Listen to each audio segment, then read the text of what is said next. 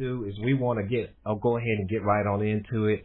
I'm going to read this, and then if you all could maybe comment on it and let me know what you think.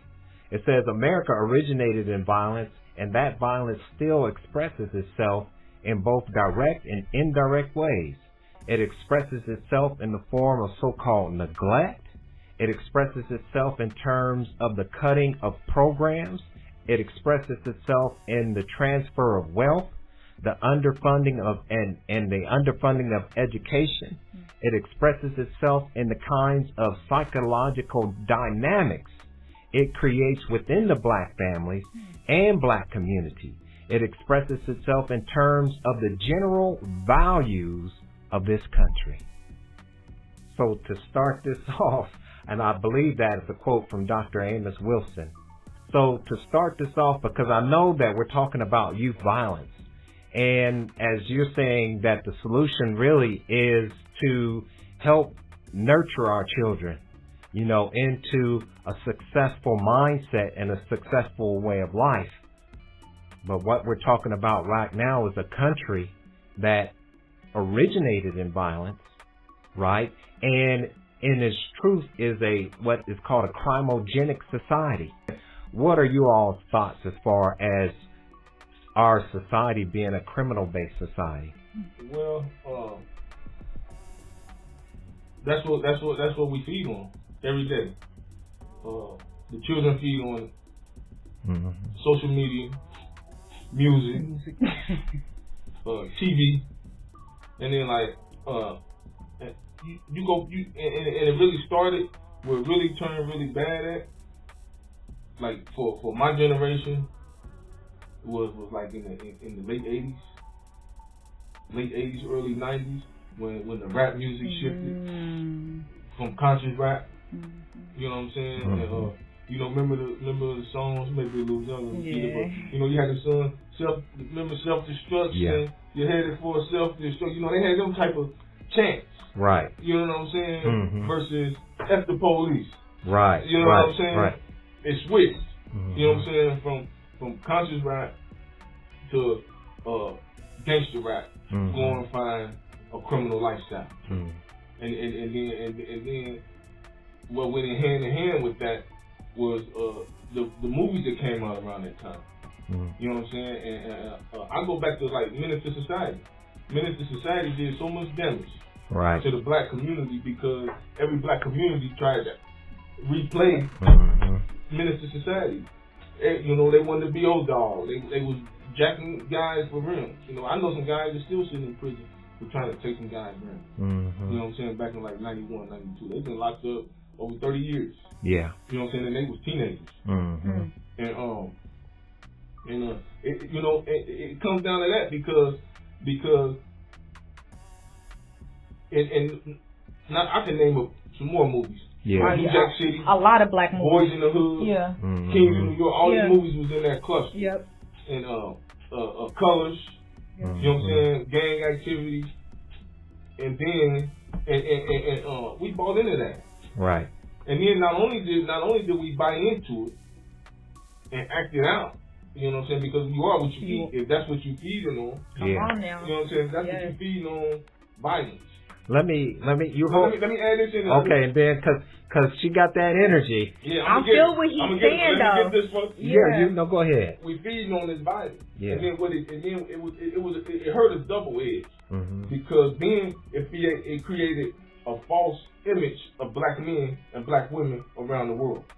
You know what I'm saying? Because people around the world are watching these movies, and now they think that when you're dealing with black youth and black people, that it's based off of this narrative that they done put out of this movie, and it's false.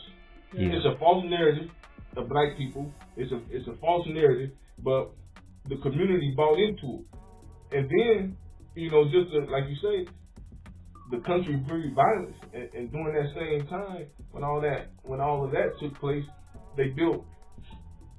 I don't know how many prisons over Ohio. I know they probably built about 15 in Ohio. Right. All over the country. The prison population expanded. So it's not unintentional. Right. At the end of the day.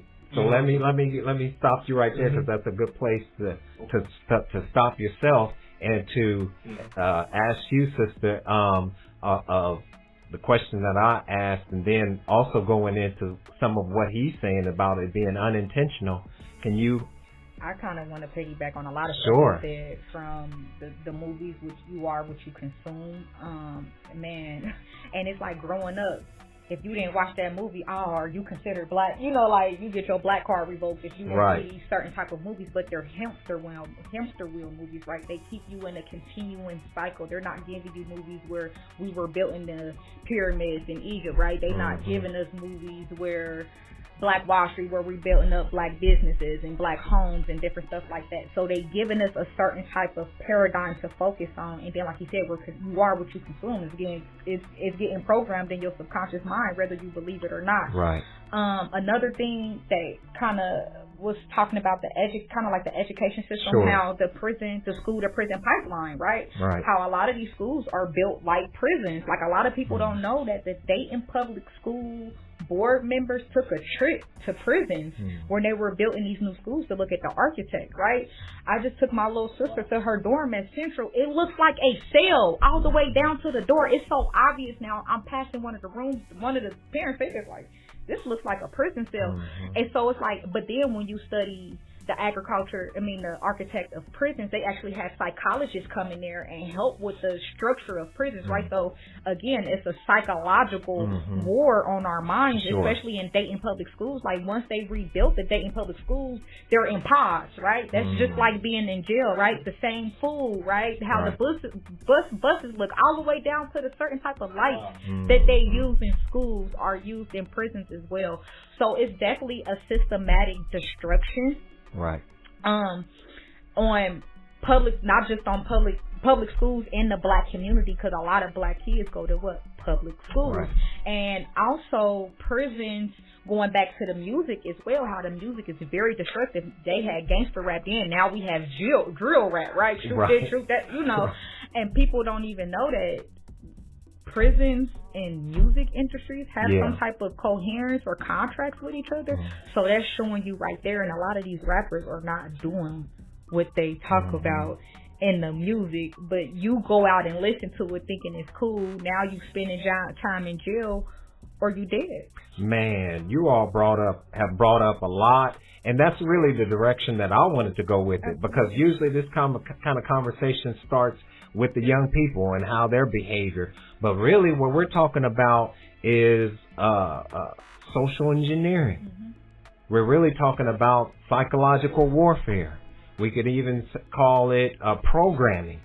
You know, one of the things that I talked about in a previous show was you talked about in the 90s how we had Tribe Called Quest, Public Enemy, all these conscious rappers. And then in the late 90s, that was removed, and we had NWA and the gangster rap and things like that. But let's go even further on back. Let's look at what they did after they assassinated many of our black leaders in the civil rights movement with Medgar Evers and Martin Luther King and Malcolm X, right? And so in this vacuum, they put out what's called black exploitation movies that then glorify what? Pimping. It glorified drug dealing. And all of a sudden, you have this crack epidemic coming right after all of this, you know, subtle and overt programming, right? Because a lot of what we don't recognize in our community is what's called subliminal programming. You know what I mean? That which you don't consciously aren't aware of, however, it goes. Getting programmed. Yeah, it's getting programmed. So let me go ahead and, because one of the things that I wanted to talk about was you talked about, and we're going to look at what's called the Kerner Commission. We're going to look at what's called the Willie Lynch letter, and we want to look at what's called COINTELPRO, and then we'll get into some of these problems, right? So the Kerner Commission. That's a new one for me. The Kerner Commission? Okay, this is going to be good then. So let me find it here where it says that the Kerner Commission established by Lyndon B. Johnson, President Lyndon B. Johnson, in July 28, 1967, during ongoing civil unrest. And the purpose of the Kerner Commission was to investigate causes of over 150 riots, including the 1967 Detroit riot, and recommended prevention strategies. The findings concluded that they identified white racism, pervasive discrimination, and segregation as primary factors fueling the riots. The Kerner Commission concluded that the nation was moving towards two separate and unequal societies, one black and one white, due to pervasive discrimination and segregation. Can you all go into identifying some situations that bring about violence within our community, and then we'll look at some of the causes and we'll go into some of the solutions. Poverty. Okay. Mm-hmm. Poverty, because I'm a believer that one of the root problem of a lot of the crime and violence in our community is poverty. Mm-hmm. Food, clothing, shelter. Yeah. And everybody don't have that. And that creates survival. Mm-hmm. You know, so that puts people into survival mode. Right. You got a lot of youth, a lot of people where they don't have the basic necessities that they need. They're going to go into a criminal lifestyle. Mm-hmm. Versus where if they had what they needed, food, clothing, shelter, you know, they instead of being in survival mode, they could be moving in a different direction. Mm-hmm. And I believe that has to be, when we get to talking about ending violence and gun violence, that has to be on the table. Right. Because that's one of the root problems. Mm-hmm. We just can't cut it at the top. We got to pull it at the root. Right. You know what I'm saying? We that's a problem. A lot of these youth that's running around here with guns or stealing or doing a lot of stuff they're doing it because they're hungry. Or they might not have what they need at home. Their parents might not be home. Their fathers may be in prison. Their mothers may be on drugs. We don't know they're being abused. So it's just like it's the lack of structure. But poverty. We have to look at the tree. We have to look at the tree. They're not the problem. No, they didn't just fall off the truck. Right. You know what I'm saying? They're victims.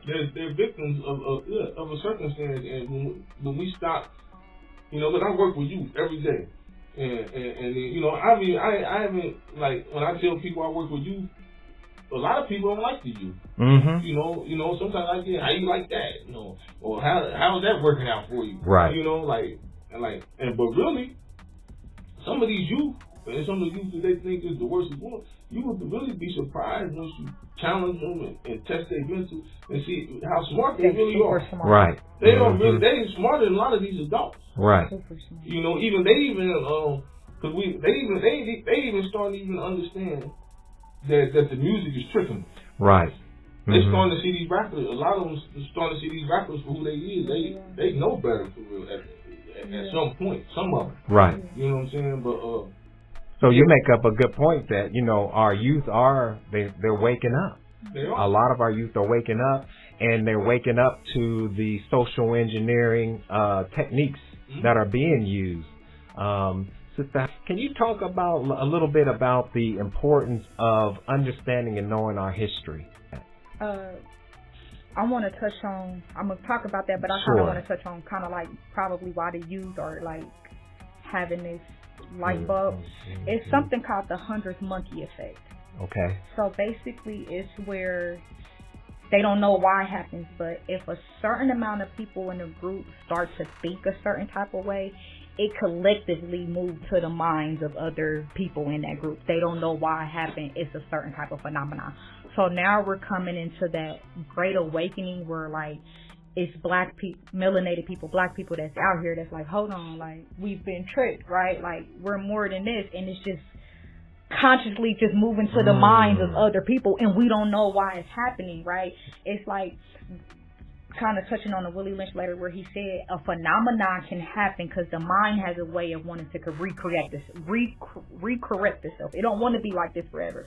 So he warns slave masters about this. Like, a certain type of phenomenon can happen to where the mind wants to recorrect itself, right? Reverse back to how it was. And I feel like that's what's going on now in our community. Like, they might put another image out there. The revolution won't be televised, let's just say that. Right. So they might put another image out there on mainstream media, but behind the scenes, it's actually an awakening happening that people don't really understand. Right. So back to your question, which was the historical context. Oh yeah, why it's good for us to know our history. Okay. Very vital. And you see how there's a lot of movies, or even in school we're taught history, right? But it's not our history. We learn about Alexander the Great, or we learn about all these great European conquerors, right? They teach us that conquering is okay, right? Invading somebody else's homeland is okay. This is what they're subconsciously teaching us in school, and now we think it's okay, right? But it's okay to teach our history as well. I like to tell people, we had a history rich thousands of years before slavery. Like, we were people. We built the pyramids, right? A lot of people don't know that. You go to Timbuktu, right? Mansa Musa, like, there's temples over there. That's where a lot of gold was, right? Nubia, right? There's pyramids there that look better than the pyramids of Egypt, but they weren't able to get conquered as easy as Egypt. Now you had, like, Egypt, first dynasty looked like us, but over time, the Arabics, the Europeans came, mixed, mingled, but Nubians were so hard to get conquered, they still look the same, right? And they're still trying to say, we can't translate their language. You can translate Sumerian tablets from 20,000 years ago, but you still can't translate what Nubians had to say, right? So we had a rich, and then it was people here too, right? We were all over the world, so we have to get back to knowing who we were as well, not just slaves, but a history rich thousands of years before slavery as well. And then sometimes we got to go back in order to go forward. Absolutely. So yeah, teaching our kids about who we were, right? Because we weren't just slaves. Slaves was kind of like a small point. I mean, it was 400 years, but compared to how long we've been here, it was a pretty... Yeah. History is important to know what happened. What happened? Because, like, anytime you go into the doctor's office, they will ask you for a history, a family history. Do your family have any case of heart attacks or whatever? So I think that history has been kept from our young people because now, without their history, their consciousness can be crafted by whatever they're reading in those textbooks.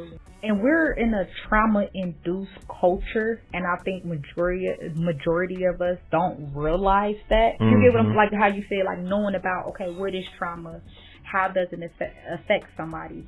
We're living in a culture where majority of the culture is trauma-based, and a lot of people don't realize it's trauma, right? Right. So going back to history as well, learning the trauma that has been passed down through the DNA, going back to epigenetics. So that's definitely vital as well. Okay. Let's go into cultural influences and the street code. The street code. It's a joke. Yeah. Just being honest, because today the guys in the street, they don't live by no code no more. Anything goes in the streets now. And if they operating off of a code in the street, you might got a few guys in the street that operate on a real code, because the real code is protect your community, be a protector of the women, the men and the women. I mean, the women and the children in your community. You know what I'm saying? Take care of your community. You know what I'm saying? But it ain't like that no more. They cross each other out.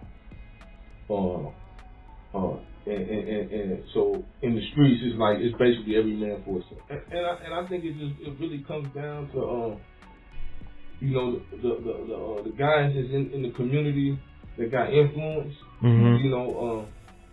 It's time to turn it around. Right. You know what I'm saying? It's time to turn it around, because let's just be real, like, you're not really ready to suffer the consequences that come with the street life. You know what I'm saying? You're not really ready to go do 25, 30 years of life. Right.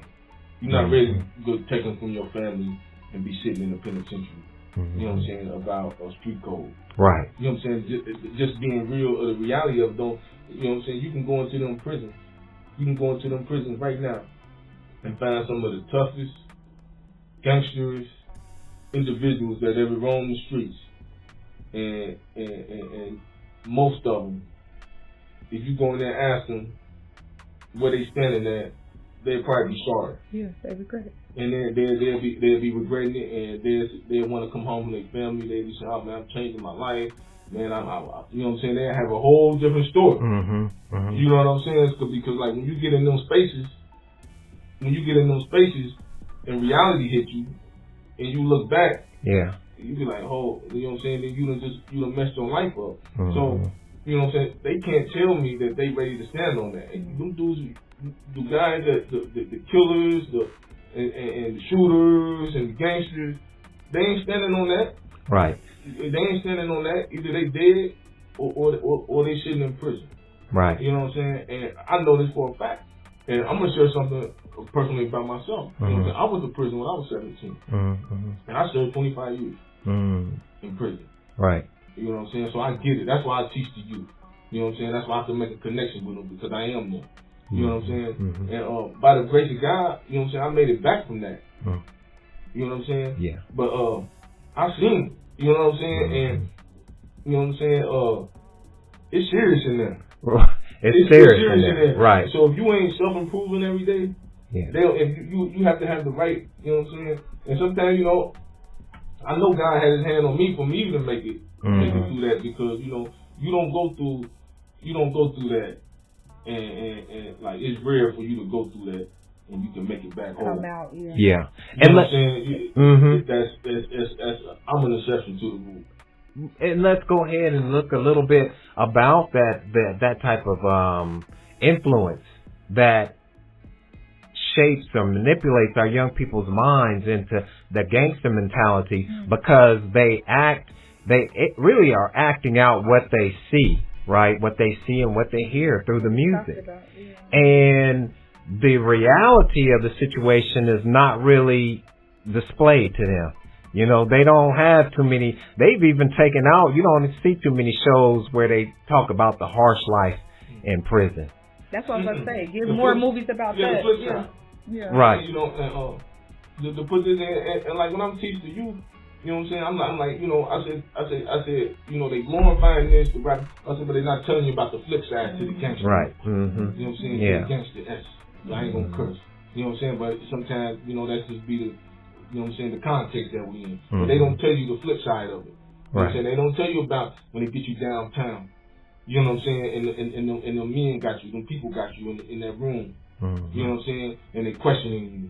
You know what I'm saying? They don't tell you about, and you facing 25, 30, 40 to life. And you in there, and then you in there talking about, oh, I wasn't there. Or I wasn't with them. I didn't shoot my gun. I was there, but I didn't shoot my gun. So you don't even know, you know what I'm saying? You in there talking, you done put yourself at the scene of the crime. Well, who was with you? You know, you done told on your friends, now you a snitch. But they don't know. You see what I'm saying? They just in there trying to talk their way out of something. You know what I'm saying? Instead of talking their way steady into something. Right. You know what I'm saying? They ain't ready. They don't tell them about the level 3 and the level 4 prisons. And it's real gang up in there. You know what I'm saying? Yeah. It's And all a setup. Yeah, it's all a setup. And they ain't telling them about that up. flip side. And then when they get to the flip side of it, and then they find themselves in those spaces, they be like, damn, if I knew all this. Right. And then like what you were saying, Sister Rikia, about the prison industrial complex and how the prison industrial complex is on Wall Street. Yeah. And any business that's on Wall Street, one of the laws is that they have to make their constituents a profit. Certain amount of money. And so, as you were talking about with the connection to the music industry, it's all a setup. Movies in prison.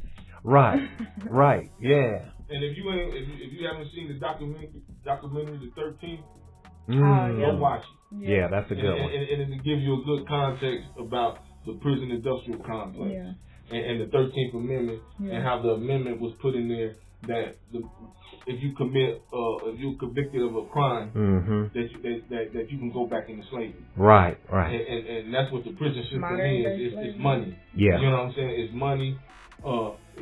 man, I'm gonna take more money to survive in prison than to do out here. Yeah, one of the things, right, one of the things that when I was, of course, doing the research and everything for here is how it talked about millions of dollars being shuffled into the prison industrial complex, where it is less expensive to send a black man or a black woman through college than to put them into prison. Well, people don't even know the original concept of the gangs was to protect our communities and protect our people. It wasn't until they got infiltrated, right, that now the Crips and Bloods are what they are. But Crips stand for what? Community reach. It was some, some type of words that Crips actually stood for. They stood on that, the street code, which is protecting your community, protecting the women, protecting the children, right? From the white gangs that would try to come into the community, right? So the street code has been manipulated and twisted in a way. And once the gangs were not, they were for us, for the community, but now they're not for the community, right? They were tainted, they were infiltrated, right, to be something totally different than what they actually stood for. So I just wanted to touch back on the street code being reversed. No, that's real good. That's good. And it says we have a system and a state that is now paying millions a month for prison, yet will cut budgets for schools. Make it make sense. They will cut budgets for city universities and schools, particularly those attended by black students, and then pay out millions and millions of dollars to incarcerate black males especially. So we have a prison industrial complex that is the largest in the world, and nearly half of those in that population are black and brown people. Yet we are only 13% of the population. Back to that number 13. How ironic. Right. So so when we go and we look at people around the world, when we look at the Aboriginal population, when we look at the Native American population, all of them are subjugated under this system of white supremacy, and all of their symptoms are the same. They may use a different drug, but they're still using a drug to try to escape living under an unjust system. It says higher rates of gun possession among young black men in urban areas increase the likelihood that minor disputes will escalate into deadly encounters. The availability of firearms contributes significantly to the rate of homicide and gun violence within our community. And so my question to that is how are so many guns within our community? And I saw a video where a guy, he pulled out a rocket launcher. How do you get these type of military grade weapons in our community when we can barely afford to put food on our plate? Listen, that's been a question that everybody's been asking for years, maybe decades. Because the weapons that are in our communities, like you said, the military, a lot of them are military grade. Right. High velocity weapons. You know what I'm saying? It's almost like, man, somebody just dropping a truckload of them off in the community, passing them out. Because you see some of the guns that these youth have, and I'm telling you, these are expensive guns. Right. You know what I'm saying? These are expensive guns. And I'll be looking like, how do you get this gun and you don't even have $50 in your pocket? Make it you know what I'm saying? You don't have no money. Right. You don't have, it ain't like you went out and bought it. You know what I'm saying? And y'all got these guns and you can't rub $2 together. Right. You run around, you got the gun and you looking to take something from somebody. Right. You know what I'm saying? So like, it make sense. Just like, how did we get drugs in the black communities in the 80s and we don't own no planes, right, to send it in here? It's a conspiracy does not mean a lie. Conspiracy means to conspire to do something bad to a certain type of group. It's a conspiracy on our people. Just like they bring the drugs in, they bring in the guns in. Like, I don't know if you want to go that deep after this podcast, but it's real. It's a systematic destruction on the black community. Why would your oppressors want you to not be oppressed anymore? Once you're a slave, the definition, you're always going to be a slave, whether it's the chains on your wrist or the chains in your mind, right? they didn't never want us to be equal, right? We didn't come over here as equals. We were 3/4 of a person. They still looked at us like that. Like it's no, oh well, slavery's over. You know, Jim Crow is over. The crack acting. Now we're equal to you guys now. Right. No, it's still a destruction. They still want us at a certain, that 13%. They probably want us lower than that. Oh, they probably sit around the table. How can we get them at 5%? Right. Let's put the drug. Let's do it in put it in the movies. Put it in the music, right? Put these guns in their neighborhoods, right? Like they just literally drop, like you said. Like, is it like they dropping them off? Yeah, and crack cocaine was developed in America. Right. Was it? Yeah, I didn't know that. It was developed in the laboratory in America. You know, you know what I'm saying. You know what I'm saying. Like one thing. Learn something new every day. When I was in prison, I studied, and I read a lot. And you know what I'm saying. You'd be surprised, about you know what I'm saying. Some of the stuff that was done. And even some of the institutions that was involved. You know what I'm saying? That's still standing today. Upstanding institutions. Well, you know, since you're going into that, let's look at this COINTELPRO. Oh, I was just about to bring that up. Thank you so much, because I feel like they infiltrated so many organizations. Okay. Okay, so just to run down the COINTELPRO, it's a covert FBI program from 1956 to 1971. Until they say they ended it, but I still think it's going on, honestly. And you know, they came out with one recently called the Black Identity Extremists. I didn't know that. Yeah, to target Black identity extremists, because as you were saying, and whether some want to believe it or not, that our youth are targeted. Our youth are the future. Well, they are the future, and so they're being targeted especially. But listen to what this COINTELPRO says, that, like you said, is not extinct, right? It says target black youth by attempting to undermine black civil rights and nationalist groups. It aimed to expose, disrupt, misdirect, discredit, and otherwise neutralize these groups, particularly the Black Panther Party at the time and other organizations involving black youth.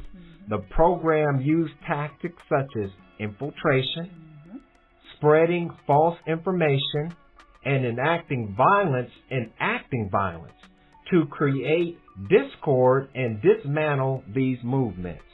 COINTELPRO's actions led to the arrest and deaths of many activists and had a lasting impact on the black youth and their organizations.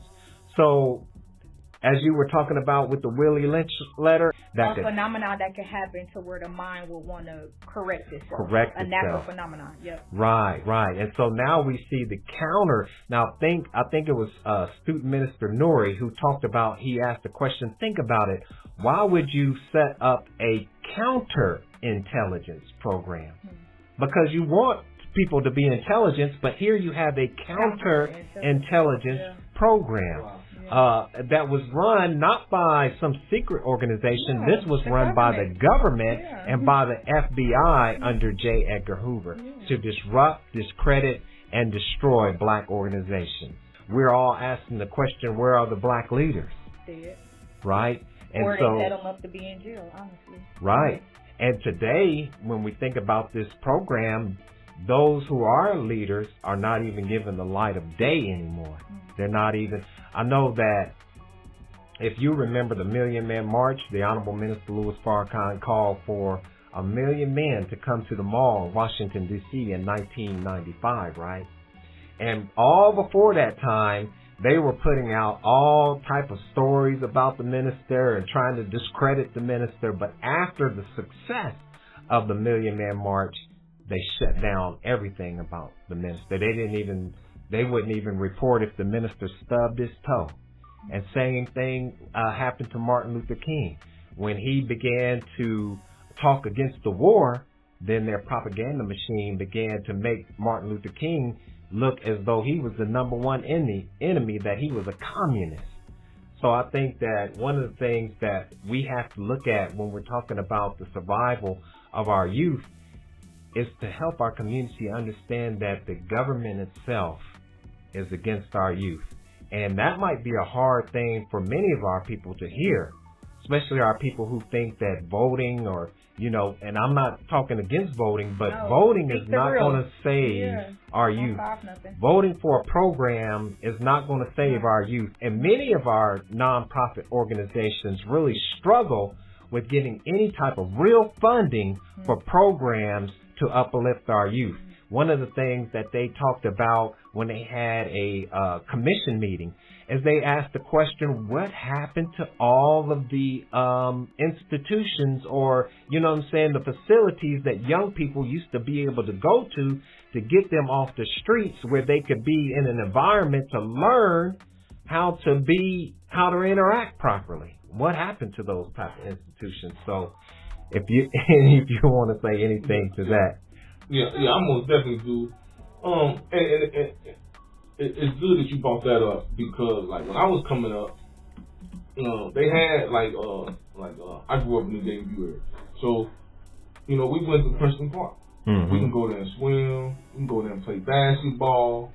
We can go there and do all type of activities. They had stuff for the youth, right? Mm-hmm. Basketball programs. Stuff to keep you get. But now. Like we taking the youth over to Roosevelt. You got to pay. Right. Pay for it. You have to pay to go into. You have to have a membership to even go and use these facilities now. Roosevelt, Princeton, Northwest. I'm like, and y'all wonder why these kids they don't have nowhere to they don't even want to let them in there. Mm-hmm. So that they are roaming the streets. Now us over at Sunlight Village, we keep our doors open. You know what I'm saying? Because we want to make sure it's a safe place. If you ain't got nowhere to go, you can come over here. You can come over and get on the game. You can get on the laptop. Yeah. We got a studio or whatever your need may be. You know what I'm saying? Because we understand that sometimes with these youth, they just might need a safe place to go. Mm-hmm. They might just need somewhere where they can go and feel safe. You know what I'm saying? Or somewhere where they can go and do something productive. But you'll be surprised. They want to do productive. They want to do right. Right. Mm-hmm. But they don't have the opportunity. Right, and then you bring up a good interesting topic because there's the nature over nurture debate, right? So nature is this the nature of the individual, the nature of young people to be violent, or are they non-violent but are put into a situation where they have to adapt to their environment in order to survive. And like you said, whenever you create conditions where you have unemployment, miseducation, you're under a racist system where you really can't find a job, or you're not allowed to express what God put in you, you can't find an outlet for it, then that causes frustration. Frustration then can lead into violence. And like I said, you will find this type of behavior in any type of people who are under these same conditions. So, something just came to me when you said that. Mm-hmm. It's a concept that I heard called spirit murdering. And you just spoke on something to where it's something in us, but we can't use what God gave us, right? I feel like other cultures of people, they're able to kind of uplift themselves in a way and do something because their spirit hasn't been tainted or tarnished, right? Mm-hmm. It's like they're taking away our spirit, like murder, spirit murdering. Like when I heard that concept, I'm like, dang, that's kind of deep. Like we can't use what God gave us, right? It's like they conditioned us to hate ourselves in a way. And that goes back to the Willie Lynch letter, the conditioning of self-hate. They did a doll test. The first test was done in the 60s, and then they redid it soon. They put a black kids in front of a black doll and a white doll. Which one is the ugly one? A lot of the black kids pointing at the black doll. Which one is stupid? They pointing at the black doll, right? This is the conditioning of self-hate that has been programmed in our people, and then it's been programmed through generations and generations. When you see somebody on TV who's the savior, it's a white person, right? Like even though these white people might still be poverty in a way. When they look on TV, who's the savior, right? Who's the honcho in the movies, right? So their spirit is still uplifted. Yeah. While the conditioning for us was, you could tell in these dolls which one is the stupid one, which one is the ugly one, and then at the end they ask them which doll looks like you. Why is that doll pretty? Because he's white and he has 2 eyes. Which doll is the ugly doll? Why is that doll ugly? Because he's black. Right? The Willie Lynch letter, they have to love us more than they love themselves, right? Right. They have to trust in us and not trust in themselves. And I want to piggyback on what you said about Sunlight Village, the work that they do. Like, right. This is why these, I don't call them grassroots, I call them soil-based, mud-bound organizations are so important, right? Because they're taking the youth in, or focusing on mental health, or focusing on whatever the cause needs to be, like you said. Yeah. And that goes a lot into, I mean, I just hope that our community wakes up to the fact that the energy that we put into getting our people to vote is fine. I just wish that we would use that same type of energy and redirect it into getting us to pull our resources, as the Most Honorable Elijah Muhammad said, pull our resources and do something for ourselves. We have the money. We have the money. We have the money. 2 years ago, people that they say are impoverished spent $9 billion on recreational drugs alone. Right. Last year, 8 black women spent over $9 billion just on weed. Mm-hmm. I don't even know the statistics for, designer and different stuff like that. We have the purchasing power. Yeah. I don't think we have the financial literacy to know what to do with the money, right? Mm-hmm. And I think you kind of touched on that in your last podcast that I watched. Mm-hmm. I don't know which guest said it, but they said, like, when we will get the money and build up our communities, right, white mobs will come in and burn everything right. down. So we started wearing the money on ourselves, right, instead of Mm-hmm. investing it. It's different now, exactly. right? Mm-hmm. How about we shift the cultural paradigm, start healing the trauma, right? Get our kids to, instead of, when I look at you, I hate you because I've been conditioned self-hate, right? Because it's easier for us to kill one another than to kill another race of person, right? For sure. We'll be quick to kill each other, but Mm-hmm. we'll second guess somebody else that don't look like us, right? The conditioning of self-hate, Mm-hmm. the psychological war that Willie Lynch put down, right? So now I feel like it'll be a different ball game from then. So now I feel like if we can get our resources together, teach our people financial literacy, right, and just change the game. Right. Flip it upside down, because we use our resources, right? Mm-hmm. We have the resources. And I think, back to your podcast, right, Yeah. the dollar only circulates in the black community for 6 hours. Mm-hmm. And the white, what was the statistic you put? In the white community, it'll circulate for weeks, right? Right. In the Asian community, it'll circulate for weeks as well. Right. In the black community, it's less than 12 hours, right? Right. So we have to shift the cultural mentality on Mm-hmm. what to do Yeah. with the money. That's exactly. And if you want to interject any more to that, because it all starts, like you all were saying, though, it all starts with our youth. And not programming them, because they are youth, so we can just straight go into programming. Yep. But what we're up against are some of these external influences. Mm-hmm. We're up against the television. We're up against the video games. We're up against the music, yeah. right? And we're up against the social media. Mm-hmm. And all of these influences are, for the most part, controlled by external forces, right? So some of these social media platforms, if they're used correctly, can uplift our people. But I can tell you the truth, from having my social media platform, they really like to shut down and disrupt black voices on these social media platforms. They do all type of things by saying that maybe the language that you used in this video was didn't meet the community guidelines, and so they take your video down, or they don't allow your video to be put in those algorithms that put it in before people's eyes. So we're up against some pretty let's just say it's some pretty racist strategies to keep our young people from coming into a knowledge of self. And one of the things that we talked about, and we'll begin to start wrapping it up, is the lack of community resources. insufficient investment in community resources such as youth programs, mental health services, and job training can leave individuals without constructive outlets or supportive systems. This lack creates an environment where crime may seem like one of the few available options.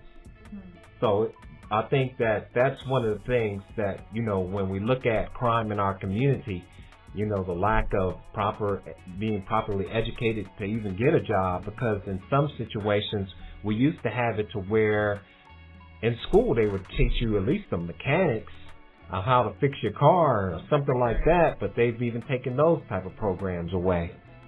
Can I sure. Elaborate on that? Yeah, and I was just having a conversation about that with a couple of people about how they took trades out of high school. Mm-hmm. Some high schools still have, but like if these youth can go and be in high school and they can get a trade, plumbing, electricity, carpentry, you know what I'm saying? Right. Versus where they don't have to necessarily have to go to college and just start off in debt. They can start off in debt. Yeah, they can come right. They can come right out of high school making money. Mm-hmm. They can come right out of high school rehabbing a lot of these abandoned houses in the community. Right. You know what I'm saying? Because they got the skill, they can go in and do the stuff themselves. Mm-hmm. You know what I'm saying? So that's something that we need to start back looking at. Right. You know what I'm saying? In all of these high schools, give them that option.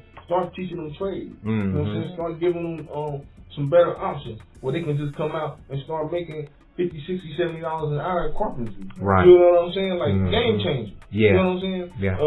We ran a skills trade program, and you from our program, then they start working with the contract. Mm. You know what I'm saying? Making money. Right. You know what I'm saying? Like that type stuff. Because one thing about it, they like money. Oh, and they don't care how they get it. Mm-hmm. You know what I'm saying? Mm-hmm. If you show them the right way where they get money, they gonna take that versus a life of crime. Mm-hmm. They will. So we have to put better options and better opportunities as a community on the table for these youth. Yeah. If we want to end gun violence, if we want to make our community a clean, decent, safe place to live for everybody, white and black people, or whoever lives in our community, we have to focus on the youth. And we have to invest in the youth. Gotcha. Right. Because if we don't, it's going to be at our door. Mm-hmm. We're going to pay for it. You know what I'm saying? It's going right. to affect the community as a whole because they are a part of the community. And not only that, they're our future. Right. You know what I'm saying? If we don't invest in these youth, we don't even have a future. Well, there would be no future no left. Future. You know what I'm saying? It's not looking good. I wouldn't want to see what that looks like. No. At this point. So we have to go in. You know what I'm saying? Everybody has a part to play. The problem is not the youth. Mm-hmm. They didn't just fall off the truck. Yeah. You know what I'm saying? We all failed them at some point. The village. The village. You know what I'm saying? But we're not, we're not perfect. Right. You know what I'm saying? None of us are perfect. But we have to come together in sound mind and say, okay, you know what I'm saying? We might have made some mistakes. We might have did this wrong. But we can look back at that. Let's see what we can do now to correct it. Let's see what we can do now to turn it around. Because we can. Right. You know what I'm saying? Just like we was at the meeting at the gun violence meeting at a mega Baptist church. It was a lot of good topics coming up. It was a lot of good solutions. You know what I'm saying? But at that point, it's just talk.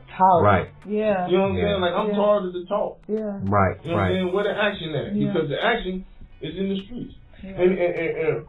And another thing, we need programs in place to like you say, teach these youth who they are. Right. And we're to the point where, like, when I teach them and I tell them, you know what I'm saying? That's your brother. Right.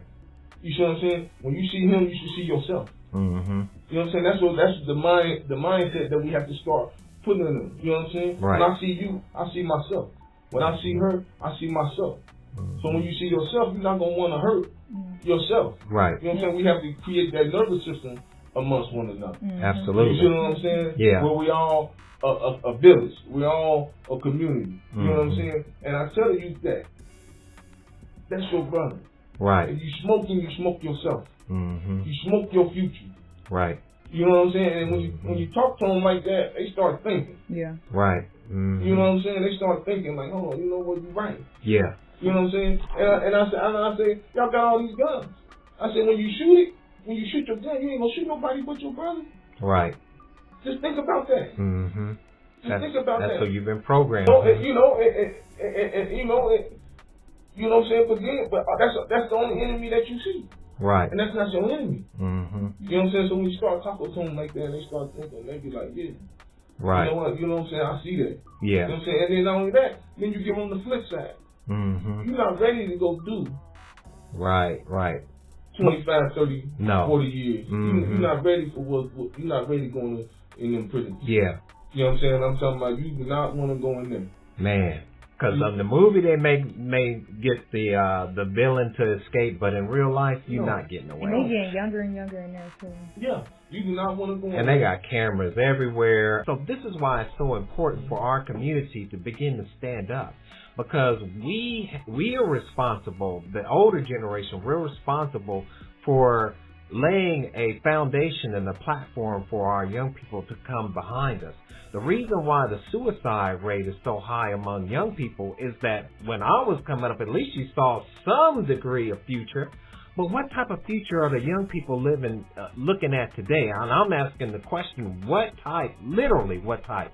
Because of the miseducation that they have, they're not going to be fitting into this highly technological, AI-generated society. Many of them don't even know how to write a prompt into AI to even get anything proper out of it. So this is where our community has to be involved, and we have to step up big time. Because like I said, I believe that our young people are being targeted because they are the future. Not only that, but they're being targeted for what you said, which is that they are a very powerful generation, and they are ready to make some things happen. They're not connected to the ghost spell. They're not connected to the intellectual, whatever you want to call it out here, but they're ready to make some entrepreneurial type of moves. Yeah, and like we set goals. So like we always set goals. You ask what's your career aspirations? Like I don't know. Like start thinking about it. Right. And like when you challenge them, it's like what's your future look like? What you want to be? Like I never thought about it. But when you force them to start thinking about it, you know what I'm saying? And then like another technique I use when I'm teaching and we programming, you know what I'm saying? I try to give them to visualize. Right. You know what I'm saying? Important. Visualize your future. Right. How do you see yourself in the next 4 or 5 years? Mm-hmm. You know what I'm saying? What kind of car you gonna be driving? Right. What you gonna be doing? Mm-hmm. Or you gonna have a family? Yeah. And just to try to paint that picture.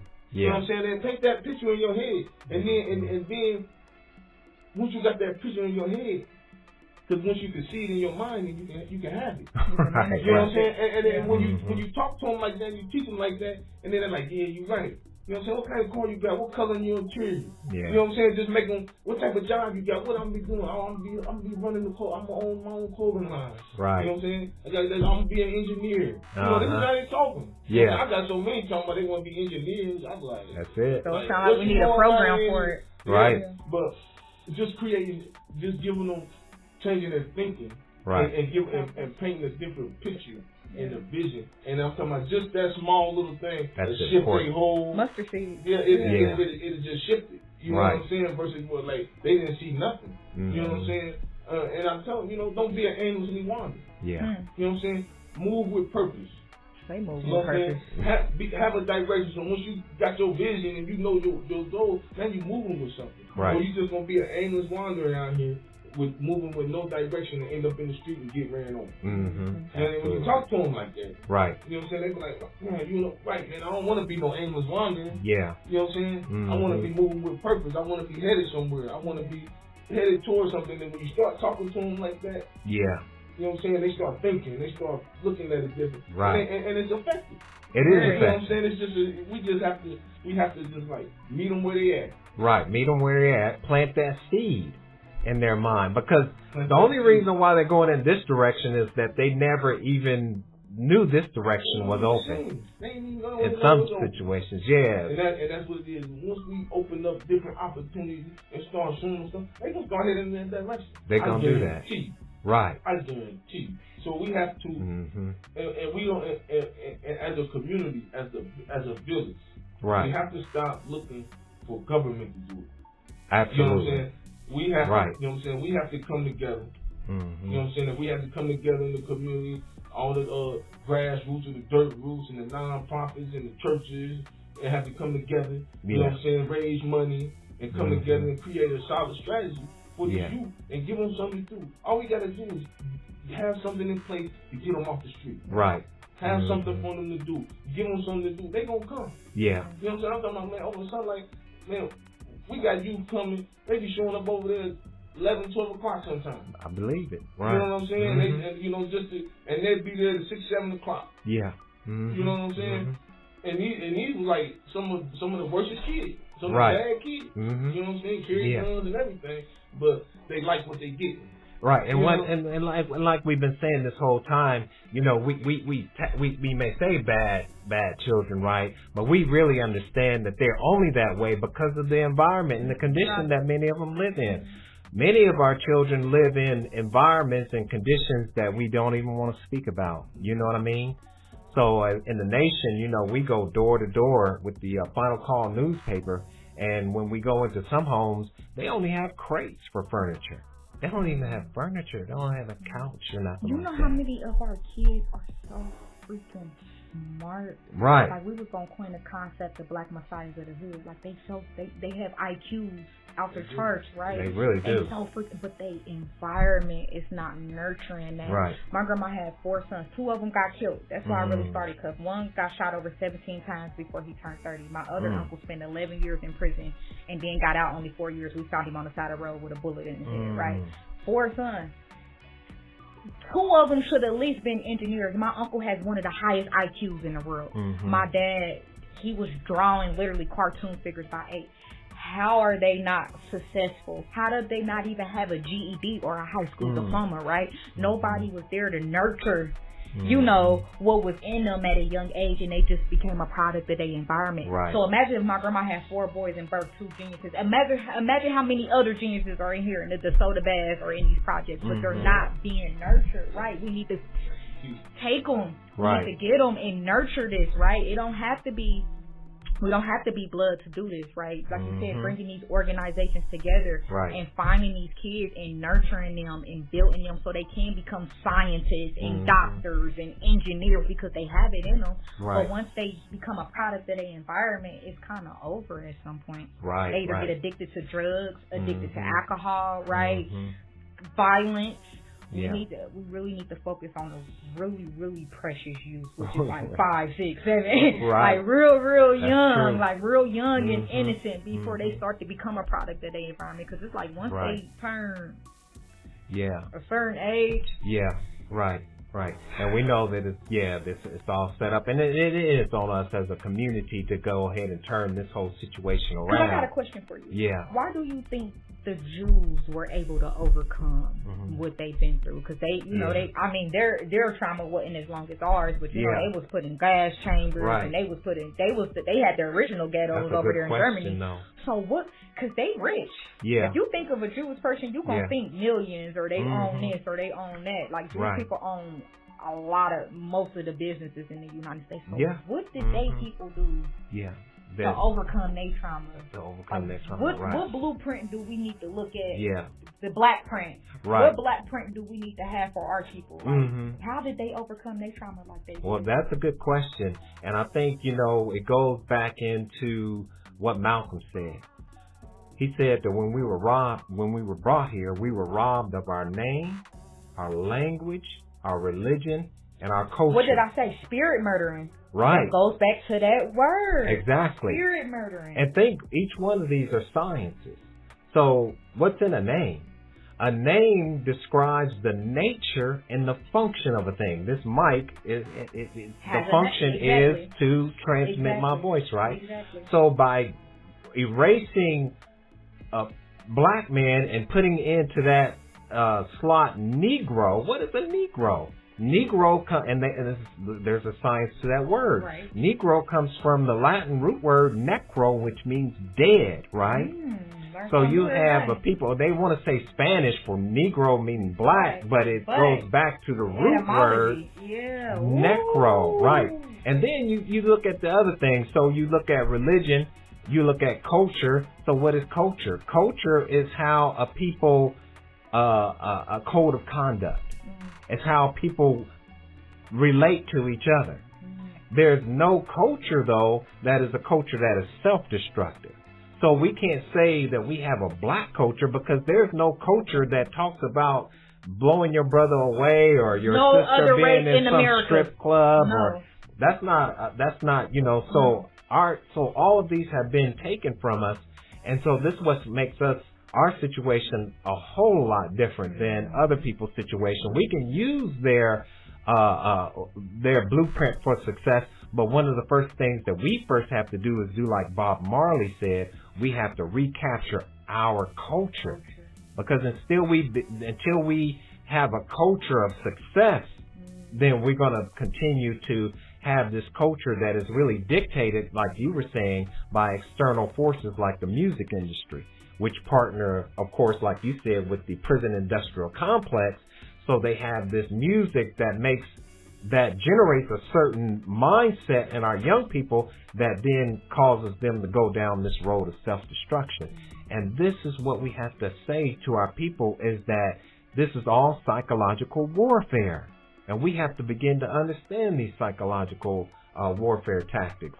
But to go ahead and wrap this all up, please, I want you all to just go ahead and give us your name and some of the projects that you're working on. And we'll also talk about the Omega Baptist project on this Stop the Violence program. So we'll go with yourself first, sister. You say how I can be reached? Yes. Cuff Foundation, CUF as in Frank, @gmail.com. My number is 419 area code 208-3245, and I have an Instagram, and it's Cuff CUF _ foundation. My foundation focuses on mental health, mental wellness, right? And so I have I focus on the youth, so a lot of my events are tailored towards the youth. So I'm actually working on a scavenger hunt to build emotional intelligence, and then I'm actually working on a production project. Okay. I want to do a play. You remember Excellent. Bean Davis had coined the concept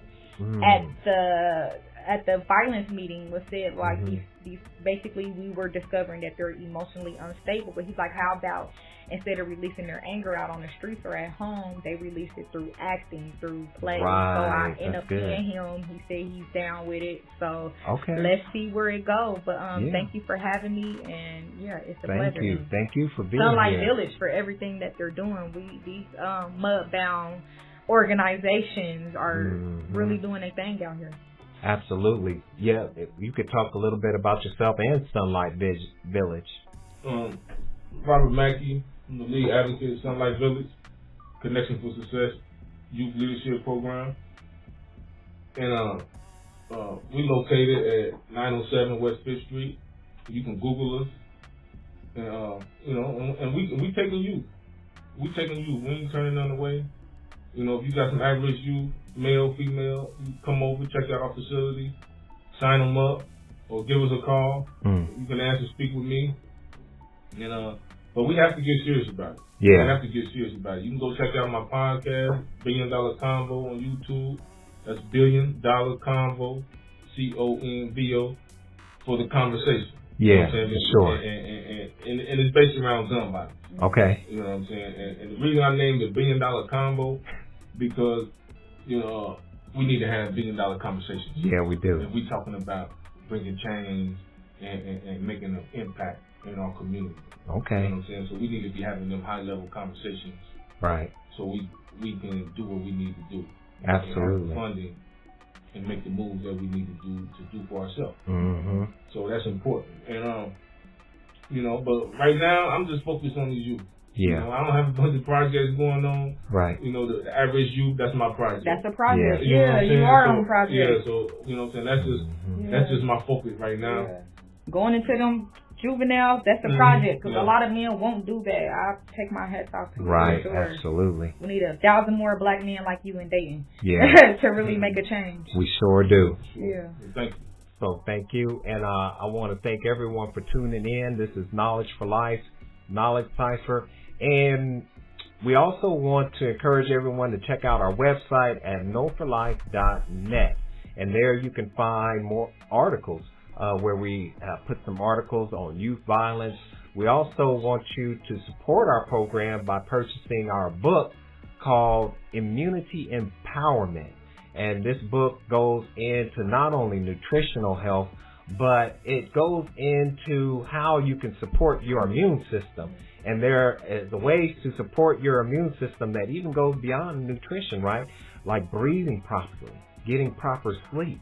Even the relationships that we're in can affect our immune system. Some people we don't need to be around because they're what?